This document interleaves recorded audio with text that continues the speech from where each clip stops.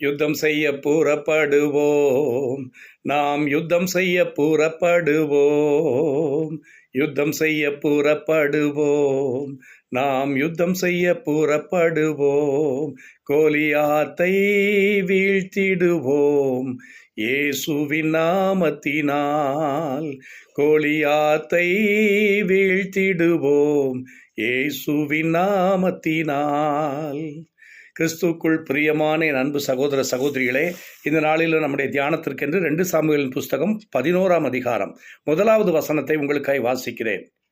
மறு வருஷ ராஜாக்கள் யுத்தத்திற்கு புறப்படும் காலம் வந்தபோது தாவீது யோவாபையும் அவனோடே கூட தன் சேனையையும் இஸ்ரவேல் அனைத்தையும் அம்மோன் புத்திரரை அழிக்கவும் ராப்பாவை முற்றுகை போடவும் அனுப்பினான். தாவீதோ எருசலேமில் இருந்து விட்டான். வேத புஸ்தகத்தில் நாம் பார்க்கிறோம், ராஜாக்கள் யுத்தத்திற்கு போகிற காலம். மிகப்பெரிய அரசனாகிய தாவீது அவன் யுத்தத்திற்கு போகாமல் இருக்கலாமா? யோசித்து பாருங்கள். அப்பொழுது இவர் யுத்தத்திற்கு போகாமல் தன்னுடைய கமாண்டர் யோவாபையும் அவனோடு இருக்கிற எல்லா சோல்ஜர்ஸையும் அனுப்பிட்டு இவர் வீட்டில் இருந்து விட்டார் என்பதாக நம்ம பார்க்கிறோம்.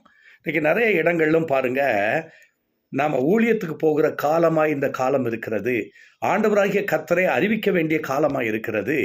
நாம் மௌனமாய் வீட்டிலே இருக்கக்கூடாது. வேதத்தில் பாருங்கள், அது ராஜாக்கள் யுத்தத்திற்கு போகிற காலம் அப்படின்னு சொல்லி பார்க்குறோம். அப்போ இது கடைசி காலமாக இருக்குது. நம்ம ஆண்டவரை மற்றவர்களுக்கு அறிவிக்க வேண்டிய வேளையில் நாம் அமைதலாக இருந்தால் குற்றம் நம்மேல் சுமரும் என்று வேதம் சொல்லுகிறது. அப்போ பவுலப்போஸ்தலன் என்ன சொல்லுகிறார்? நான் சுவிசேஷத்தை பிரசங்கியாமல் இருந்தால் எனக்கு ஐயோ அப்படிங்கிறாரு. இன்னைக்கு சில கிறிஸ்தவர்களை நாம் பார்க்கிறோம், கர்த்தருக்காய் எதுவுமே செய்யாமல் அமர்ந்து கொண்டிருக்கிறத நம்ம பார்க்கிறோம். பிரியமானவர்களே, உங்களுடைய சோம்பல்தனத்தை எல்லாம் நீங்கள் நீக்கி போட்டு ஆண்டவருக்காய் நீங்கள் செயல்பட வேண்டிய வேலை. வேத புஸ்தகத்தில் பாருங்க, இவர் யுத்தத்திற்கு போகாதனால மத்தியானம் நல்லா படுத்து தூங்கிட்டு சாயங்காலத்தில் அரண்மனையின் மேல் உப்பரையின் மேலே உலாவி கொண்டிருந்தார் அப்படின்னு சொல்லி பார்க்கிறோம். அதனால் என்ன நடந்தது பாருங்க, அவர் ஒரு பாவத்திற்குள்ளே, ஒரு கொடிய பாவத்திற்குள்ளே விழுந்தார் என்பதாக நம்ம பார்க்கிறோம். பாவம் செய்தது மாத்திரமல்ல, இன்னொருடைய மனைவியை இவர் என்ன செய்தார்? தன்னுடைய அரண்மனைக்குள்ளே கொண்டு வந்து தனக்கு மனைவியாக்கி கொண்டு, அங்கே பார்த்தீங்க அப்படின்னா அந்த அம்மோன் புத்தருடைய பட்டயத்தினாலே என்ன செய்தார் அப்படின்னு கேட்டிங்கனாக்கோ, உரியா என்கிற ஒரு நல்ல சோல்ஜரை கொன்று போட்டார் அப்படின்னு சொல்லி பார்க்குறோம். இதெல்லாம் நடந்து முடிந்தது. அந்த அதிகாரத்தின் கடைசி 27வது வசனத்தை நீங்கள் பார்த்தீங்க அப்படின்னா, தாவீது செய்த இந்த காரியம் கர்த்தருடைய பார்வைக்கு பொல்லாப்பாய் இருந்தது, பொல்லாததாய் காணப்பட்டது அப்படின்னு சொல்லி பார்க்குறோம். அப்போ இது யுத்தத்திற்கு போகிற காலம். அப்போ நாம் என்ன செய்ய வேண்டும்? ஆண்டவருக்காய் செயல்படுகிற வேலையாய் காணப்படுகிறது. எனவே நாம் என்ன செய்ய வேண்டும்? செயல்பட வேண்டும் என்பதாக வேதத்தில் நம்ம வாசிக்கிறோம். 2 தீமோத்தேயின் புஸ்தகம் 2ஆம் அதிகாரம் 3வது வசனத்தை நீங்கள் படிக்கும்போது இளம் தீமோத்தேய்க்கு சொல்கிறார். என்ன சொல்கிறார்? நீயும் இயேசு கிறிஸ்துவுக்கு நல்ல போர்ச்சேவகனாக தீங்கு அனுபவி. You are a soldier of Jesus Christ. எனவே suffer for the ministry of Christ. அவள் பார்த்திங்கன்னா, ஊழியம் செய்யணும்னா நம்ம வெயிலில் போகணும், கொஞ்சம் பிரயாசம் எடுக்கணும், உபவாசம் இருக்கணும், ஜெபிக்கணும், சத்துடைய கிரியைகளை அழித்து நம்ம முன்னேறி செல்ல வேண்டியது இருக்கிறது. ஸோ அப்படிப்பட்ட காலத்திலே நாம் என்ன செய்ய வேண்டும்? செயல்பட வேண்டும் என்பதாக நம்ம பார்க்கிறோம். டயர்டுன்னு சொல்லி நீங்கள் வீட்டில் இருந்துடாதீங்க. ஆமாம், அங்கே பார்த்தீங்க அப்படின்னா நீங்கள் ஆண்டவருக்காய் செயல்பட வேண்டிய வேலை, நீங்கள் செயல்பட வேண்டும். செயல்படாமல் தாவீது இருந்ததுனால அங்கே பார்த்தீங்க அப்படின்னா எவ்வளோ பெரிய ஒரு இழப்பு, எவ்வளோ பெரிய ஒரு சேதம் என்பதை நம்ம பார்க்கிறோம். யுத்தத்தில் இஸ்ரவேல் ஜெயித்தது, ஆனால் அங்கே பார்த்தீங்கன்னா தாவீது தோற்றுவிட்டார் என்பதாக பார்க்கிறோம். தாவீது ஆவிக்கடுத்த ரீதியிலே மடங்கடிக்கப்பட்டதை நம்ம பார்க்கிறோம். தீர்க்கதரிசி வரும்போது சொல்லுகிறார், நீர்தான் அந்த மனிதன் என்று சொன்ன பொழுது, ஆம் நான் தான் பாவம் செய்தேன், நான் கர்த்தருக்கு விரோதமாய் பாவம் செய்தேன், கர்த்தரின் பாவத்தை மன்னித்து விட்டார் என்று தீர்க்கதரிசி சொன்னார். உண்மைதான். ஆனாலும் பாருங்கள், உன் சத்துருக்கள் பேசுவதற்கு இடமாகிவிட்டதே. காரணம் என்ன? நாம் செயல்பட வேண்டிய வேலையிலே நாம் செயல்படாமல் மௌனமாக இருந்து விட்டால் அது குற்றமாக மாறிவிடுகிறது. வேத புஸ்தகத்தில் இன்னொரு சம்பவத்தை கூட நம்ம பார்க்கிறோம். பாராக் என்ற ஒருவரை குறித்து நம்ம பார்க்கிறோம். பாராக் ராஜாவை குறித்து பார்க்கிறோம். இவர் யுத்தத்திற்கு கடந்து போக வேண்டும். அப்பொழுது பாருங்கள், இவர் ரொம்ப பயப்படுகிறார். எப்படி போய் நான் சிசரியாவுக்கு எதிராக நான் எப்படி யுத்தம் பண்ணுவேன், நான் எப்படி போவேன் அப்படின்னு சொல்லி ரொம்ப அங்கலாய்த்து கொண்டிருக்கிறார். 4ஆம் அதிகாரத்துல எல்லாம் பார்க்கும்போது நீங்கள் அவர் பார்த்தீங்கன்னா பேரீச்ச மரத்தின் கீழே அமர்ந்திருக்கிற தெபோராள் இடத்துக்கு போகிறத நம்ம பார்க்கிறோம். அப்போ கேட்குறாப்புல, நீங்களும் என் கூட யுத்தத்துக்கு வாங்க, நீங்கள் ஒரு தீர்க்கதரிசனியாக இருக்கிறீங்க, நீங்களும் என்னோட யுத்தத்துக்கு வாங்கன்னு பாராக் கேட்குறார். அவர் சொல்கிறார், இல்லை நீ போ, கர்த்தர் உனக்கு ஜெயத்தை கொடுப்பார். பாருங்கள், அந்த 4ஆம் அதிகாரம் நியாயாதிபதிகள் 4:14 வசனத்தில் பார்க்கும் பொழுது, கர்த்தர் உனக்கு முன்பாக புறப்படவில்லையா என்றாள். பார்த்தீங்களா, கர்த்தர் உனக்கு முன்பாக புறப்படவில்லையா. ஆண்டவர் நீ யுத்தத்துக்கு போகிறப்பா கர்த்தர் உனக்கு முன்பாக என்ன செய்கிறார், கடந்து போகிறார். எனவே நீ யுத்தத்திற்கு வா, நான் உன்னோடு யுத்தத்திற்கு வந்தால் இந்த சேனை முழுவதையும் ஒரு பெண் கையில் ஒப்பு கொடுக்கப்பட்டது அப்படின்ற ஒரு வார்த்தை வரும். அதனால் உனக்கு மேன்மையாக இருக்காது அந்த யுத்தம். ஆனால் அவர் இன்சிஸ்ட் பண்ணுறார், நீங்களும் வாங்க, நீங்கள் ஒரு தீர்க்கதரிசி, நீங்கள் வாங்க அப்படின்னு சொல்லி. அப்போ எல்லாரும் யுத்தத்திற்கு ஆயத்தப்பட்டு அவங்க புறப்படுகிறத நம்ம பார்க்குறோம். ஆனால் இந்த யுத்த காலத்தில் யாருக்கு எதிராக, சிசரியாவுக்கு எதிராக பாராக் என்ன செய்கிறான், தன்னுடைய படைகளை எல்லாம் திரட்டி கொண்டு அவர் கடந்து போகிறார். அந்த பக்கத்தில் ஆட்கள், எக்கச்சக்கமான ஜனங்கள் இவரோடு யுத்தம் பண்ணுறதுக்கு என்ன செய்கிறாங்க, ஆயத்தமாக இருக்கிறத நம்ம பார்க்குறோம். ஸோ அப்படிப்பட்ட வேளையிலே அங்கே பார்த்தீங்க அப்படின்னா இந்த யுத்தத்தில் எல்லா கோத்திரங்கள்லேருந்து ஆட்கள் கடந்து வருகிறத நம்ம பார்க்குறோம். ஆனால் வேத புஸ்தகத்திலே பார்க்கும்போது இந்த பாராக் யுத்தத்துக்கு போகும்போது சில மனுஷர் யுத்தத்திற்கு போகவில்லை என்பதாக வேதத்தில் நம்ம பார்க்குறோம். பாருங்க, அதே நியாயாதிபதிகள் 5ஆம் அதிகாரம் 17வது வசனம், கீலேயாத்தின் மனுஷர் யோர்தானுக்கு அக்கறையில் இருந்து விட்டார்கள். நதியை தாண்டி அந்த நதியெல்லாம் தாண்டி அங்கிட்டு போய் என்ன செய்யறது, யுத்தம் பண்ணுறது அப்படின்னு சொல்லி கீலேயாத்தின் மனுஷர் என்ன செஞ்சாங்களாம் பாருங்க, யோர்தானுக்கு அக்கறையிலே இருந்து விட்டார்கள். அடுத்து பார்க்கிறோம், தானை குறித்து பார்க்கும்பொழுது தான் மனுஷர் கப்பல்களிலே என்ன செஞ்சார்கள், தங்கி இருந்தது என்ன. பார்த்தீங்களா, தான் மனுஷர் என்ன செய்கிறாங்களா, கப்பலில் தங்கி இருக்கிறாங்க அப்படின்னு சொல்லி பார்க்குறோம். ஆசேர் மனுஷர் என்ன செஞ்சாங்களாம் பாருங்க, கடற்கரையிலே தங்கி தங்கள் குடாக்களை தங்கள் குடாக்களிலே தாபரித்தார்கள் அப்படின்னு சொல்லி பைபிளில் பார்க்கிறோம்.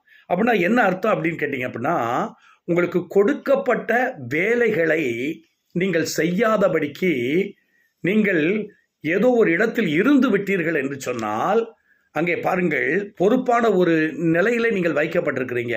பொறுப்பான ஒரு செயலை நிறைவேற்றும்படி கர்த்தர் உங்களை வைத்திருக்கிறார். அதை செய்யாமல் போகும் பொழுது இப்படிப்பட்ட வார்த்தைகள் என்ன செய்யப்படுகிறது, ஆசேருக்கு எதிராக சொல்லப்படுகிறத நம்ம பார்க்கிறோம். ஆசேரின் மனுஷர் என்ன செய்யல, தங்கள் குடாக்களிலே தாபரித்தார்கள் அப்படின்னு சொல்லி பார்க்கிறோம். தங்களுக்கு பொறுப்பு கொடுக்கப்பட்டிருக்கிறது, தங்களுக்கு ரெஸ்பான்சிபிலிட்டி கொடுக்கப்பட்டிருக்கிறது, அதை செய்யாமல் இருந்து விட்டார்கள். கொலோசு சபைக்கு எழுதும்போது கூட 4:17 பக்தனாகிய பவுல் எழுதுகிறார். என்ன எழுதுகிறாரு, நீ அர்க்கிப்பை கண்டு நீ கர்த்தரிடத்தில் பெற்ற ஊழியத்தை நிறைவேற்றுவதற்கு நீ எப்படி இரு, கவனமாயிரு என்று சொல்லி அவர் பேசுகிறத நம்ம பார்க்கிறோம். ஸோ அப்போ இன்னைக்கு தேவனாகிய கர்த்தர் நம்முடைய கைகளிலே பொறுப்பை கொடுத்திருக்கிறார். அதை நாம் நிறைவேற்ற வேண்டியது நம்முடைய கடமையாக இருக்கிறது. ஸோ அப்போ பாருங்க, இந்த காரியங்கள் எல்லாம் இப்படி இருக்கிறது. ஆனால் பாருங்கள், செபூலியனும் நப்தலியும் பார்த்தீங்களா, போர்க்களத்தின் முனையிலே தங்கள் உயிரையும் எண்ணாமல் மரணத்திற்கு துணிந்து நின்றார்கள். பார்த்தீங்களா, செபூலியன் மனுஷர், நப்தலி மனுஷர், அவங்க என்ன செஞ்சாங்களா பாருங்க, போர் முனையிலே அவர்கள் தங்கள் உயிரை கூட என்ன செய்யலை, ஆமாம், அதை துச்சமாக எண்ணி போர்க்களத்திலே துணிந்து நின்றார்கள் அப்படின்னு சொல்லி நம்ம பார்க்கிறோம். ஸோ அப்போ இன்னைக்கு நாம் போர்க்களத்திலே துணிந்து நிற்கக்கூடியவர்களாய் நம்ம பார்க்கிறோம். பைபிளில் பார்த்தீங்கன்னா பவுல் அப்போஸ்தலனோட அப்படிப்பட்ட நிறைய பேர் இருக்கிறத நம்ம பார்க்கிறோம்.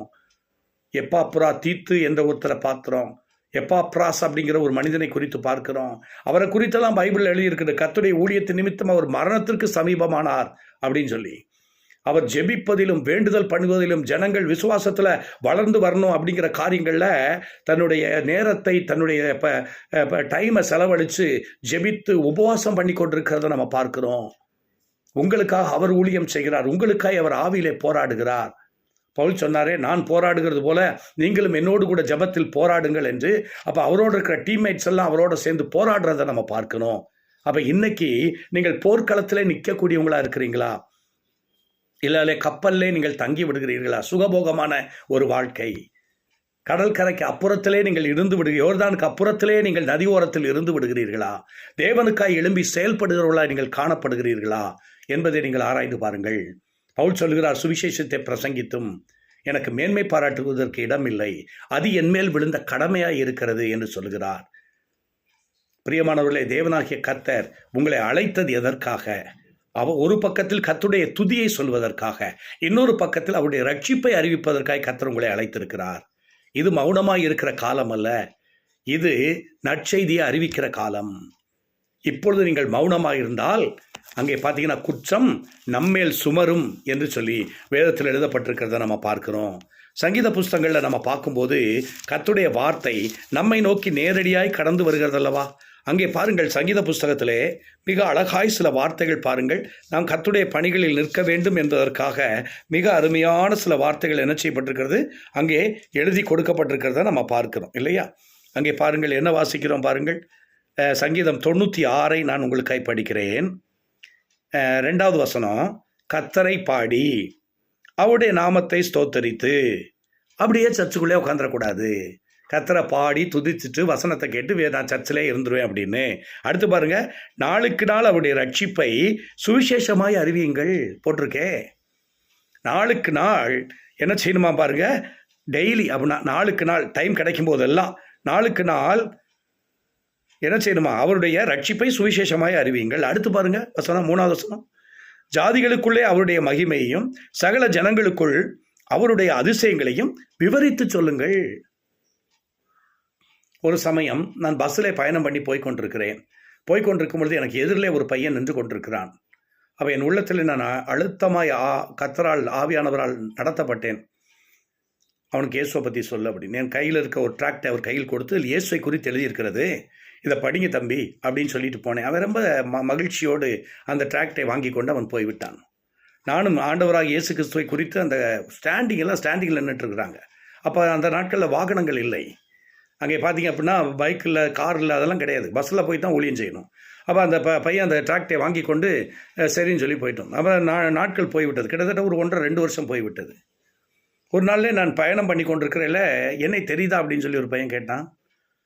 உன்னை தெரியுது, நான் எங்கேயோ பார்த்துருக்கிறேன், என்னென்று எனக்கு நல்லா ஞாபகம் இல்லை அப்படின்னு.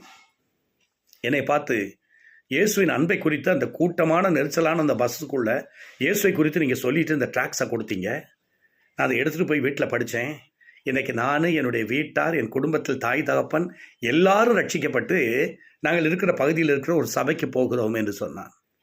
பிரியமானவர்கள், நமக்கு தெரியாது, விதைக்க வேண்டியது நம்முடைய வேலை, விளையச் செய்ய வேண்டியது கர்த்தருடைய வேலை. எனவே ஆத்துமாக்களை ஆதாயம் பண்ணி கொள்கிறவன் ஞானம் உள்ளவன் என்று நீதிமொழிகளின் புஸ்தகம் 11ஆம் அதிகாரம் 30வது வசனத்தில் கர்த்தர் நமக்கு எழுதி கொடுக்கவில்லையா? வசனமெல்லாம் நமக்கு தெரியும், வார்த்தையெல்லாம் நமக்கு தெரியும், செயல்பாடு இருக்குதா அப்படிங்கிறத பாருங்க. அப்போ இன்னைக்கு நான் கர்த்தருக்கு என்னை ஒப்பு கொடுத்து நான் ஆண்டவருக்காய் இந்த புத்தாண்டிலே நான் செயல்படுவேன், ஆண்டவருக்காய் நான் செயல்படுவேன் என்று சொல்லி நீங்கள் ஒரு தீர்மானம் பண்ணுங்க.